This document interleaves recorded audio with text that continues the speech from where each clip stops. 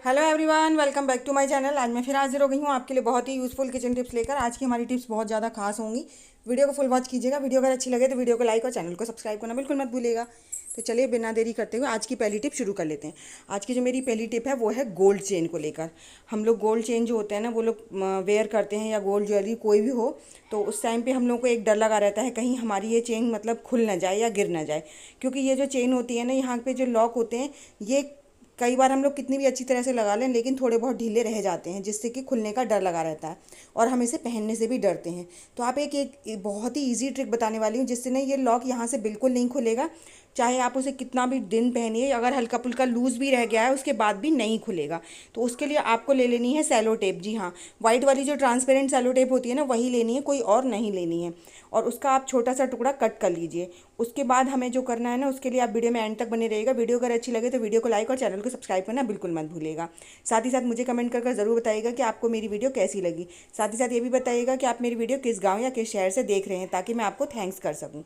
तो यहाँ पर हम क्या करेंगे, जो लॉक वाला पार्ट होता है वहाँ पर हम थोड़ी सी सेलो टेप लगा लेंगे, कम से कम 2 राउंड। जी हाँ, जो 2 राउंड होते हैं ना, 2 राउंड अगर हम लगा लेंगे तो उससे क्या होगा कि यहाँ से लॉक अगर हमारा हल्का फुल्का लूज़ भी रह गया है तो भी वहाँ से नहीं खुलेगा। और वाइट वाली जो ट्रांसपेरेंट टेप होती है वो बिल्कुल भी नज़र नहीं आती है, जिससे कि हमारी चीज़ भी सेफ़ हो जाती है और हमारे मतलब खुलने का भी डर नहीं रहता है। अब आप लोग बोलेंगे जब हम इसे उतारेंगे, नहाते समय उतारेंगे, उस टाइम पे कैसे उतारेंगे? भाई देखिए, गोल्ड ज्वेलरी है, गोल्ड ज्वेलरी को उतारने की तो नहाते समय कोई ज़रूरत ही नहीं होती है। और ये फिर चीज़ें हम लोग जब कहीं बाहर जा रहे हैं उसके लिए बताई हैं कि अगर हम कहीं बाहर जा रहे हैं तो उस समय पर बहुत डर लगा रहता है। गोल्ड का तो मतलब कहना ही हुआ है कि बहुत ज़्यादा कीमती चीज़ है। तो इस टाइम पे आप उसमें ये छोटा सा ट्रिक अगर कर लेंगे तो इसमें कोई हर्ज नहीं है, आपको कोई प्रॉब्लम नहीं होगी और किसी को देखने में पता भी नहीं चलेगा। देखने में पता ही नहीं चलता कि इसमें आपने कुछ लगा रखा है, और आपकी जो चेन है वो सेफ़ हो जाती है। तो पहली चीज़ है हमारा, जब कहीं हम बाहर जा रहे हैं गोल्ड ज्वेलरी पहन कर, तो हमारी सेफ्टी पर्पज़ से ये ट्रिक बहुत काम की है। तो आई होप आपको ट्रिक पसंद आई होगी। चलिए बढ़ते हैं नेक्स्ट टिप की तरफ। तो मेरी जो नेक्स्ट टिप है वो है इस तरह के डब्बों को लेकर। इस तरह के जो कंटेनर्स होते हैं वो हम लोग कहीं बाहर वगैरह अगर जा रहे हैं तो उसमें अचार या फिर सब्जी या फिर कुछ भी चीज़ ले जाते हैं, और उन्हें हम लोग क्या करते हैं कि बाहर जब हम लोग जाते हैं तो कुछ चीज़ें हम अपने घर की ले ही जाते हैं, और लेकर भी जाना चाहिए, क्योंकि घर की जैसी प्योर चीज़ें वो बाहर मिलती भी नहीं है। तो हम लोग एक मिस्टेक करते हैं कि जब भी हम बाहर जाते हैं तो इस तरह के कंटेनर्स ना ऐसे पॉलीथिन में रखते हैं और एक साथ गठान लगाकर इन्हें बैग में रख देते हैं।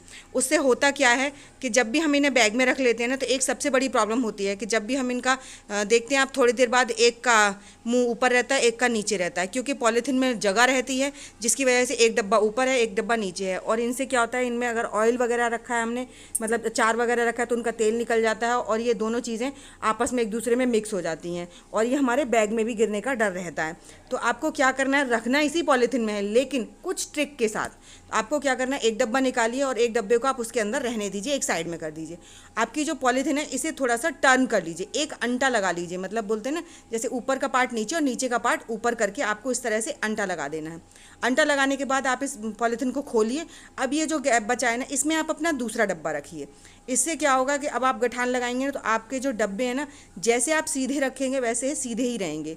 और अगर आप इनको आड़ा टेढ़ा करने की कोशिश भी करेंगे ना, तो जिस जिस तरीके से आप पॉलीथिन में सीधा का सीधा रखेंगे उसी तरीके से रहेंगे, क्योंकि पॉलीथिन में गैप नहीं बचा बिल्कुल भी। इस तरीके से आपका ना अचार फैलेगा ना कोई चीज़ें आपस में मिक्स होंगी। तो ये छोटी सी ट्रिक है लेकिन बहुत काम की है। आई होप आपको ट्रिक पसंद आई होगी। तो चलिए इसी के साथ बढ़ते हैं नेक्स्ट टिप की तरफ। तो जो मेरी नेक्स्ट टिप है वो है टूटे हुए कप्स को लेकर। कप्स हमारे घर में टूट ही जाते हैं, कभी डंडी टूट जाती है तो कभी साइड से टूट जाते हैं। अब इनका हम किसी के लिए भी यूज़ नहीं कर सकते। डंडी वाला टूट गया है तो इसका तो कोई मतलब ही नहीं है, और अगर साइड से टूट गया है तो उसको भी हम किसी को सर्व नहीं कर सकते, क्योंकि बहुत ज़्यादा गंदा लगता है। तो आप क्या करेंगे इनका, आप लोग क्या करते हैं टूटे कप्स का, मुझे ज़रूर बताइएगा कमेंट करके।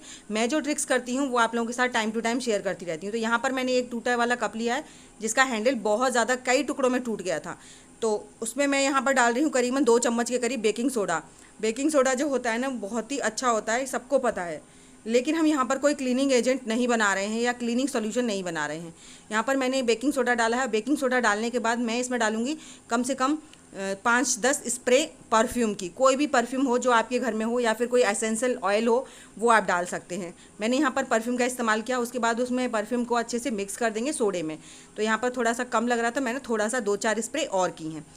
अब इसको मिक्स करने के बाद आप कोई भी टिश्यू पेपर ले लीजिए, और टिश्यू पेपर से इसको जो हमारा कप है रबड़ की मदद से इसे बंद कर दीजिए। इससे क्या होगा कि अब हमारा ना ये एक बहुत बढ़िया सा ऑर्गेनाइज़र बन गया है, या फिर कहें तो हमारा बहुत ज़्यादा काम हल्का होने वाला है। तो उसके बाद आप इसको किसी भी नुकीली चीज़ से इसमें थोड़े से होल्स कर दीजिए, चाहे कैंची से कर दीजिए, छोटी कैंची है तो, या फिर सुई से या सेफ्टी पिन से कर दीजिए, लेकिन ज़्यादा बड़े बड़े होल्स नहीं करने हैं। यहाँ पर करीबन 8 से 10 आप होल कर दीजिए, और इन होल्स को करने के बाद में आपको ये रख देना है अपने शू रैक में। जी हाँ, शू रैक में जब हमारे बैड स्मेल आती है ना, तो यही स्मेल हमारे पूरे घर में घूमती है, और जिससे हमारे घर में बिल्कुल भी अच्छा नहीं लगता है, और इस तरह से हमें बहुत ज़्यादा अनकंफर्टेबल फील होता है। तो आपको क्या करना है, क्योंकि गर्मियों में ना शूज़ में बहुत ज़्यादा बदबू आती है, और शूज़ में बदबू आने की वजह से पूरे घर में बदबू आती है, तो आप इसको अपने शू रैक में ज़रूर रखिए। इससे आपके घर में बहुत ही अच्छी खुशबू आएगी। आई होप आपको मेरी ट्रिक पसंद आई होगी। तो चलिए बढ़ते हैं नेक्स्ट टिप की तरफ। तो जो मेरी नेक्स्ट टिप है वो है इस तरह के हमारे जो ग्लासेस होते हैं उनके कवर्स को लेकर। ग्लासेस हम लोगों के घर में बहुत सारे होते हैं, चाहे वो सन ग्लासेस हों या फिर ऑप्टिकल ग्लासेस हों, और वो कई बार ऐसा होता है ये कवर्स बहुत सारे इकट्ठे हो जाते हैं, क्योंकि ग्लासेस तो चेंज होते रहते हैं लेकिन कवर्स भी साथ साथ चेंज होते रहते हैं। तो ग्लासेस तो टूट जाते हैं, लेकिन वो जो डब्बे होते हैं ना, ये नहीं टूटते, और ये काफ़ी अच्छे होते हैं, और इनके अंदर ना इतनी अच्छी फोम शीट लगी होती है। ये वाले जो होते हैं इनको तो फेंकने का बिल्कुल भी मन नहीं करता है, तो इनका क्यों ना यूज़ किया जाए। तो आप ना अपने ये जो होते हैं ईयरबड्स वगैरह जब भी आप पर्स में रखते हैं, तो वैसे अगर आप डालेंगे ना तो इनमें स्क्रैचेस वगैरह आ जाएंगे, लेकिन आप इसमें डालेंगे ना रख के तो स्क्रैचेस वगैरह नहीं आएंगे, और आपको ढूंढने में भी आसानी होगी। चाहे आप फिर इसे बैग में रखिए, पर्स में रखिए, या घर पर ही रखिए। तो छोटा सा काम है लेकिन बहुत यूज़फुल है। ऐसे ही मेरा ये वाला भी बहुत सॉफ्ट है, लेकिन इसको भी फेंकने का मन बिल्कुल नहीं करता। तो इसमें हम क्या करेंगे, जब भी कहीं बाहर जाते हैं तो दवाइयाँ आजकल सब यूज़ कर रहे हैं, और ये छोटी छोटी जो शीशियाँ होती हैं या फिर छोटे छोटे दवाइयों के रैपर्स होते हैं, उनको पर्स में डालना या बैग में डालना बाहर जाते समय, मतलब कि ढूंढने टाइम पे तो मिलने ही नहीं है।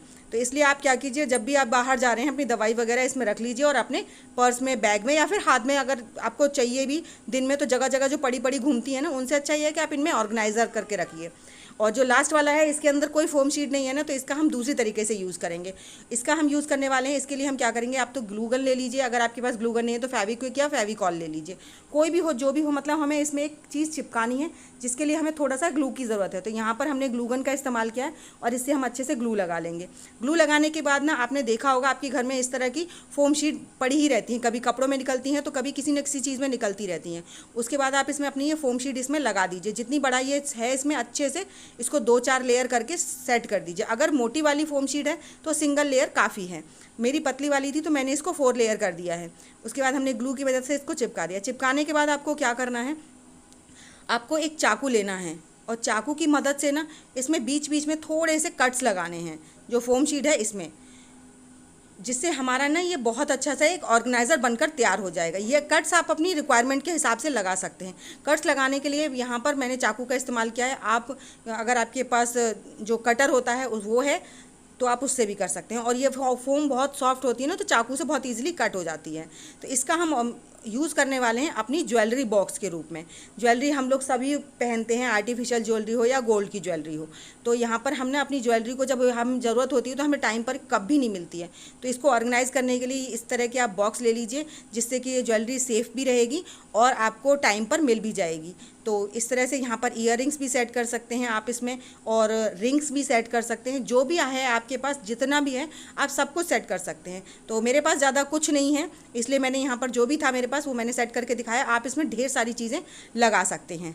तो इस तरह से आपको बहुत देखने में भी सुंदर लगता है, और आपकी चीज़ें सेफ़ भी रहती हैं, ऑर्गेनाइज भी रहती हैं, और आपको टाइम पर मिल भी जाती हैं। तो आई होप आपको मेरी सारी ट्रिक्स पसंद आई होंगी। ट्रिक्स अगर पसंद आई हो तो प्लीज़ लाइक शेयर सब्सक्राइब ज़रूर कीजिएगा। साथ ही साथ मुझे कमेंट कर ज़रूर बताइएगा कि आपको मेरी सबसे ज़्यादा कौन सी टिप अच्छी लगी है। तो चलिए ऐसी अमेजिंग टिप्स और ट्रिक्स के साथ मैं मिलूंगी आपको अपनी नेक्स्ट वीडियो में। तब तक के लिए बाय बाय।